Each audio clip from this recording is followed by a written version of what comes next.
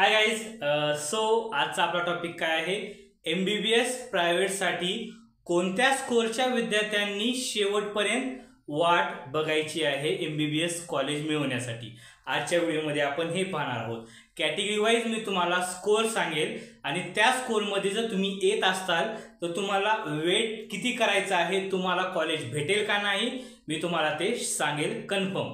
लक्षात, कारण की शेवटच्या राऊंडला कट ऑफ काय राहील, किती मार्काने खाली येईल किंवा वाढेल हे देखील मी तुम्हाला सांगणार आहे. यानंतर आपण काय पाहणार आहोत, MBBS प्रायव्हेटसाठी कॅटेगरी वाईज सीट्स किती आहेत, जेणेकरून तुम्हाला समजेल की आपल्याला वेट करायचंय का नाही. आणि 2025च्या काउन्सिलिंगला विद्यार्थ्याला जर MBBSचं कॉलेज भेटला असेल किंवा BMSचं कॉलेज भेटत असेल तर त्या विद्यार्थ्यांनी सीट सोडायची नाही का, ते देखील मी तुम्हाला सांगेल. आणि काही रिझन आहेत ते तुम्हाला सांगेल. जर तर मध्ये कोणते विद्यार्थी येतात, जर असे झाले तर तुम्हाला MBBS ची सीट भेटेल, तर असे झाले तर तुम्हाला MBBS ची सीट भेटेल. ETC जे काय असेल मी तुम्हाला ते सर्व आजच्या व्हिडिओमध्ये शेअर करेल. कोणत्या विद्यार्थ्यांनी वेट करायचं आहे शेवटपर्यंत MBBS प्रायव्हेटसाठी, महाराष्ट्रामध्ये होप्स आहेत का नाहीत ते देखील मी तुम्हाला शेवटी सांगेल. लक्षात, आता आपण स्टेप बाय स्टेप सुरू करू. ओके, सो गाईज, आजचा आपला टॉपिक काय आहे, महाराष्ट्रामध्ये MBBS प्रायव्हेट, फक्त MBBS प्रायव्हेटसाठी कोणत्या स्कोरच्या विद्यार्थ्यांनी शेवटच्या राऊंड पर्यंत वेट करायचं आहे मी तुम्हाला ते सांगणार आहे.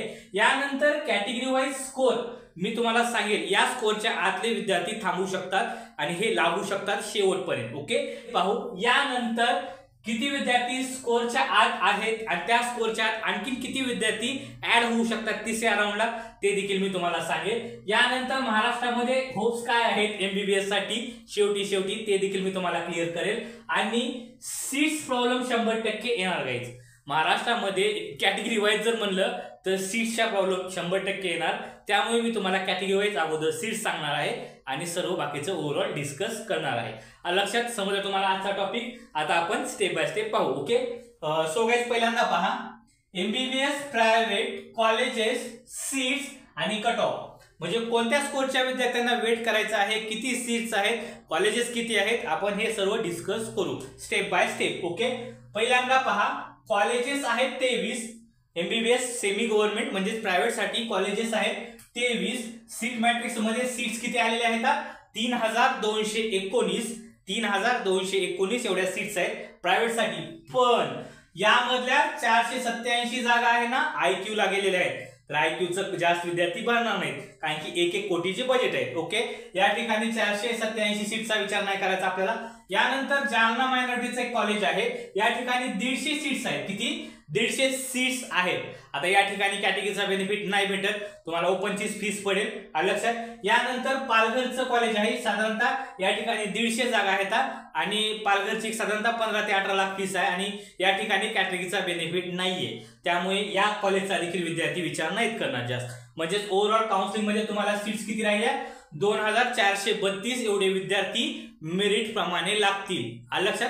बाकीचे IQ, जालना, पालघर त्यांच्या इच्छेनुसार, फीसनुसार. ओके, यानंतर आता सीट्स पहा आणि कट ऑफ देखील सांगेल मी तुम्हाला. ओके, ओपन साठी मुलांना 1193 जागा आहेत, 1193, आणि मुलींना 511 जागा आहेत. ओके, यानंतर SC कॅटेगरीसाठी 139 जागा आहेत मुलांसाठी आणि 60 जागा आहेत मुलींसाठी. ओके, यानंतर ST कॅटेगरीसाठी 75 जागा आहेत मुलांसाठी आणि मुलींसाठी फक्त आणि फक्त 32 जागा आहेत. ओके, यानंतर VJ कॅटेगरी 34 जागा आहेत मुलांसाठी आणि मुलींसाठी फक्त आणि फक्त 14 जागा आहेत. आता सांगतो तुम्हाला. ओके, यानंतर NT1 27 जागा आहेत मुलांसाठी आणि 11 जागा आहेत मुलींसाठी, रिझर्वेशन कमी आहे. यानंतर NT2 38 जागा आहेत मुलांसाठी आणि 16 जागा आहेत मुलींसाठी, सीट्स कमी, आपण काही करू शकत नाही. यानंतर NT3 22 जागा आहेत मुलांसाठी आणि फक्त 9 जागा आहेत मुलींसाठी. NT3 लक्षात, NT3च्या मुलींना थोडीशी प्रॉब्लेम येईलच. ओके, यानंतर OBC/SBC 204 जागा आहेत मुलांसाठी आणि 88 जागा आहेत मुलींसाठी. ओके, यानंतर SCBC जी नवीन कॅटेगरी आहे 183 जागा आहेत मुलांसाठी आणि मुलींसाठी 78 जागा आहेत. इन शॉर्ट, ओव्हरऑल काय झालं, ओव्हरऑल मुलांच्या जागा किती आहेत, 2400. या जागा ज्या आहेत मुलांच्या सर्व मिळून 2400 आहेत आणि मुलींसाठी किती जागा आहेत, एक साधारणतः 819 म्हणजे 3219 एवढ्या सीट्स आहेत. लक्षात समजा या ठिकाणी 3219, या ठिकाणी 3219. समजा तुम्हाला सीट्स कशा कशा गेलेल्या आहेत. लक्षात. आता यानंतर पहा, मोस्ट इम्पॉर्टंट आहे स्कोर. पहा, काही विद्यार्थ्यांचा स्कोर म्हणजे काही स्कोर काढलेला आहे. या स्कोर मध्ये जर विद्यार्थी असतील कॅटेगरी वाईज, या स्कोर मध्ये जर विद्यार्थी असतील तर ते विद्यार्थी जर तरच्या सिच्युएशन मध्ये अडकलेले आहेत. जर तरच्या सिच्युएशन मध्ये अडकलेले आहेत. क्लिअर सांगतो. जर विद्यार्थी गेला तर कॉलेज भेटेल, जर कट ऑफ खाली आला तर कॉलेज भेटेल, जर नवीन कॉलेज आलं तर कॉलेज भेटेल. जर तर मध्ये तुम्ही अडकलेले आहेत आणि ह्या स्कोरचे विद्यार्थी जर तर मध्ये अडकलेले आहेत आणि यांना चान्सेस राहतात भेटेल की नाही, कारण की जर तर मध्ये काही होतं. जर तर लक्षात समजलं तुम्हाला. यानंतर स्कोर पहा, जर तर मध्ये अडकलेले विद्यार्थी. आता सांगतो, वाटलंच तर नोट डाऊन करा किंवा स्क्रीनशॉट काढून ठेवा, काही प्रॉब्लेम नाहीये. ह्या स्कोरचे विद्यार्थी जर तर मध्ये अडकलेले आहेत आणि ह्याच्या खालचे असले तर त्यांचा विषय संपला, ते एमबीबीएसच्या प्रोसेसमध्ये राहत नाही. आता सांगतो तुम्हाला, कारण की सीट्स आहेत फक्त 3219. मी तुम्हाला सीट्स त्याच्यामुळे सांगितलेले आहेत कारण की खूप विद्यार्थी आहेत आणि होप्स खूप ठेवलेले आहेत, त्यामुळे मी क्लिअर सांगतोय तुम्हाला. लक्षात. आवडलं तर आवडलं, तुमची इच्छा, माझं काही नाही. ओके. यानंतर पहा, ओपन साठी 460 ते 470च्या आतले विद्यार्थी जर तर मध्ये आहेत. ओके. यानंतर एससी कॅटेगरी 390 ते 415, 390 ते 415च्या आतले जे विद्यार्थी आहेत ते जर तर मध्ये आहेत. ओके. यानंतर एसटी कॅटेगरी 295 ते 320, 295 ते 320च्या आतले विद्यार्थी जर तर मध्ये अडकलेले आहेत. ओके. यानंतर विजय कॅटेगरी 450 ते 458, 450 ते 458. ओके.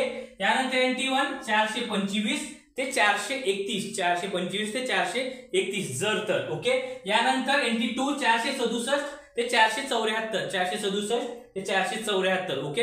यानंतर NT3 468 ते 474, 468 ते 474.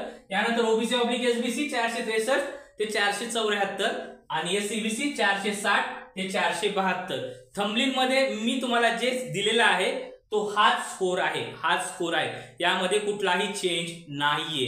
लक्षात. हे विद्यार्थी आपण काय पाहिलेले आहेत, जर तर मध्ये असणारे हे विद्यार्थी आहेत. या विद्यार्थ्यांचा स्कोर एवढा आहे. लक्षात. याच्या खालचे विद्यार्थी असतील तर विषय संपला त्यांचा. ओके. यानंतर जर तरच्या सिच्युएशन मधले स्कोर आहेत. आपण जर तरच्या सिच्युएशन मधला स्कोर पाहिलेला आहे. ओके. यानंतर एक नोट आहे, पहा, यापैकी खाली जर स्कोर असेल तुमचा म्हणजे 450 ओपनचा विद्यार्थी असेल तर त्याचा चान्सच नाही एमबीबीएस साठी. त्या विद्यार्थ्यांना वेट करायची गरज नाहीये. तुम्ही बीएमएस किंवा अदर स्टेटचा एमबीबीएस चा विचार करा, यापेक्षा कट ऑफ खाली येणार नाहीये. आता जर तर मी तुम्हाला सांगितलेला आहे ना, हा स्कोर, हा जो सर्व स्कोर कॅटेगरी वाईज सांगितलेला ना, याच्या खाली कट ऑफ येणार नाहीये. जरी नवीन कॉलेज आले तरी. आता सांगतो तुम्हाला, जर तर मध्ये अडकलेले विद्यार्थी आहेत. आता यामधले देखील विद्यार्थी कोणते सिलेक्ट होतात ते सांगेल मी तुम्हाला. ओके. यानंतर पुढची नोट पहा. पुढची नोट, पहिल्या राऊंडला किंवा दुसऱ्या राऊंडला विद्यार्थ्याला जर कॉलेज भेटला असेल, पहिल्या किंवा दुसऱ्या राऊंडला विद्यार्थ्याला जर कॉलेज भेटला असेल, असा विद्यार्थी तिसऱ्या राऊंडला जाता येणार नाहीये. त्या विद्यार्थ्याला तिसरा राऊंड पाहता येणार नाही. जर तुम्हाला पहिल्या राऊंडला कॉलेज भेटला असेल आणि सेकंड राऊंडला अपग्रेड झाला असेल, तुम्हाला ऍडमिशन कन्फर्म करावं लागेल. तुम्हाला तिसऱ्या राऊंडला जाता येणार नाही. आणि जर पहिल्या दुसऱ्या राऊंडला तुम्हाला कॉलेज नाही भेटलं तर तुम्ही तिसरा राऊंड पाहू शकता. पण पहिला किंवा दुसऱ्या राऊंडला तुम्हाला कॉलेज भेटलं असेल आणि तुम्ही एक्सपेक्ट करत असाल गव्हर्नमेंट एमबीबीएस साठी मला तिसऱ्या राऊंडला भेटेल, तर तुम्हाला तिसऱ्या राऊंडला जाता येणार नाहीये. त्याच्यामुळे आहे ना, तुम्हाला वेट करता येणार नाही. लक्षात. समजलं तुम्हाला. यानंतर पुढचं पहा, महाराष्ट्रामध्ये होप्स असलेले विद्यार्थी कोणते आहेत लास्ट राऊंड पर्यंत. आता 3 राऊंड असतील एमबीबीएस गव्हर्नमेंट साठी आणि स्टे वॅकन्सी राऊंड 1 वगैरे असेल एमबीबीएस प्रायव्हेट साठी. ओके. आता आपण प्रायव्हेटचं डिस्कस करत आहोत. आता महाराष्ट्रामध्ये शेवटपर्यंत कोणत्या स्कोरच्या विद्यार्थ्यांचे होप्स आहेत जेणेकरून त्यांचा नंबर लागू शकतो लकीली. आता तो स्कोर पहा. ओके. सो गाईज, ओपन साठी 468, 468च्या वरचे, 468. ओके.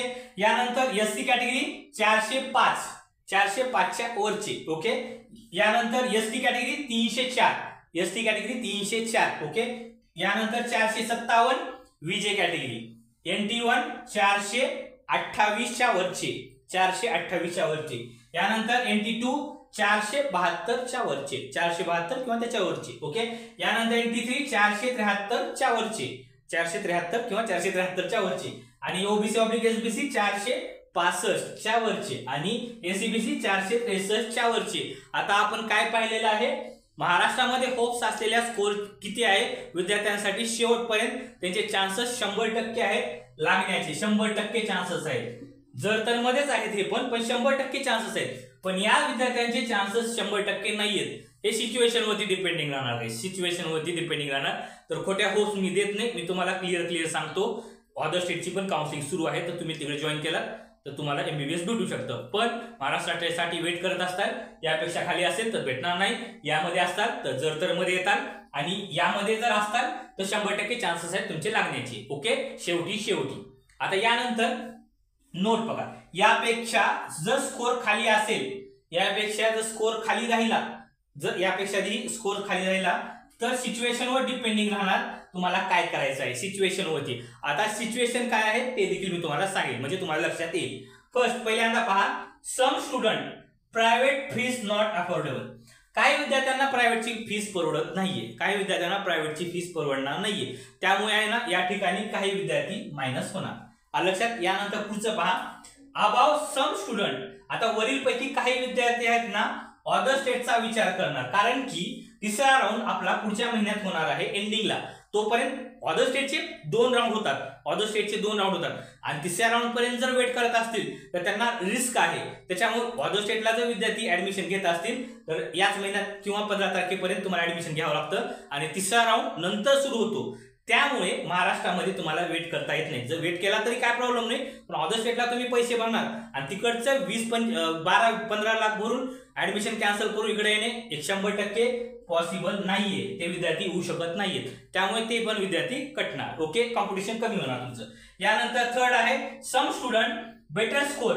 आता काही विद्यार्थ्यांना चांगला स्कोर आलेला आहे पण त्यांना वेट करायचं नाही, त्यांना शेवटपर्यंत वेट करायचं नाही, म्हणून ते विद्यार्थी काय करतात, त्यांचं बजेट असेल तर आयक्यू मधून ऍडमिशन करून मोकळे होतात. ते आयक्यू मधून ऍडमिशन करून मोकळे होतात.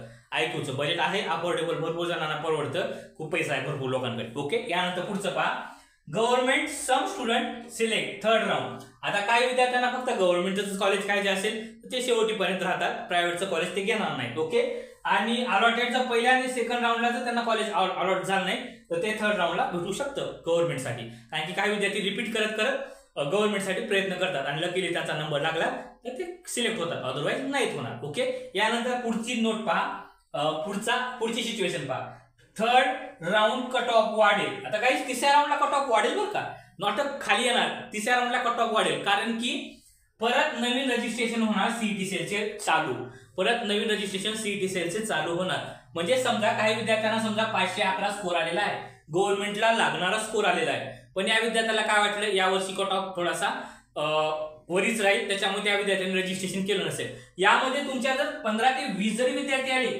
15 ते 20 जरी विद्यार्थी आले तर 15 ते 20 जागा गेल्या तुमच्या, 15 ते 20 जागा गेल्या. त्यामुळे तिसऱ्या राऊंडला कट ऑफ हा थोडासा वाढेल, खाली येणार नाहीये.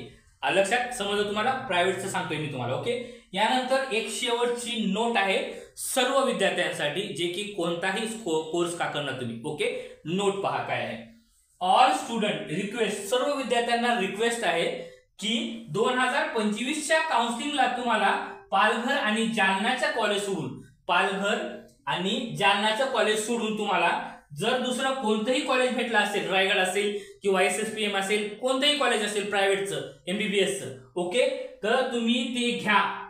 कॉलेज भेटला असेल तर तुम्ही घ्या, कारण की दुसरे आणि वाटलं तर तुम्ही एज्युकेशन लोन वरती करा, काय प्रॉब्लेम नाहीये. रिझन काय आहे, 2026 ला जो कट ऑफ आहे ना तो हाय राहील, कारण की पेपर यावर्षी हार्ड आलेला आहे तर पुढच्या वर्षी 100% पेपर हा सोपा राहील, आणि पेपर सोपा आला म्हणजेच कट ऑफ हा वरी जाईल. एक साधारणतः 2024 ला जसा होता तसा कट ऑफ राहू शकतो.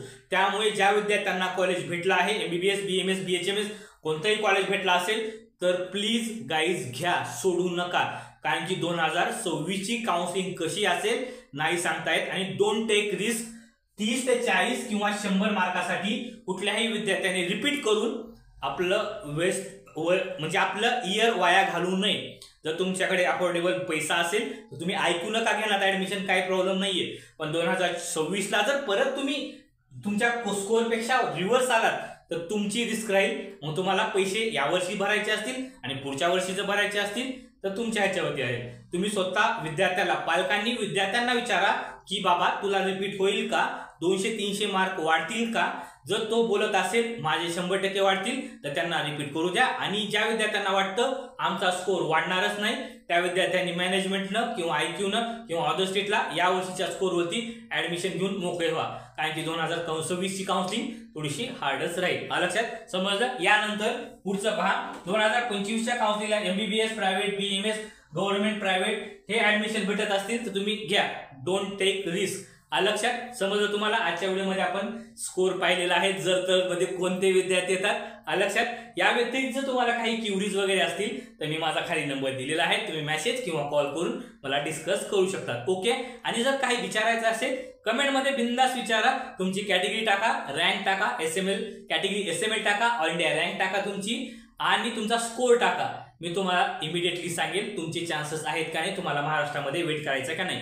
BMS BHMS साठी आणखी जर विद्यार्थ्यांनी ऍडमिशन घेतले नाही तर ऍडमिशन घेऊन टाका. कारण की BMS BHMSच्या पिरियडमध्ये मी कोणत्याही विद्यार्थ्याला ऍडवाइस देणार नाही. कारण की मी माझ्या 250 विद्यार्थ्यांकडे मला लक्ष द्यायचं आहे. लक्षात. काय अडचण वगैरे असेल मला कॉल करा. Bye guys.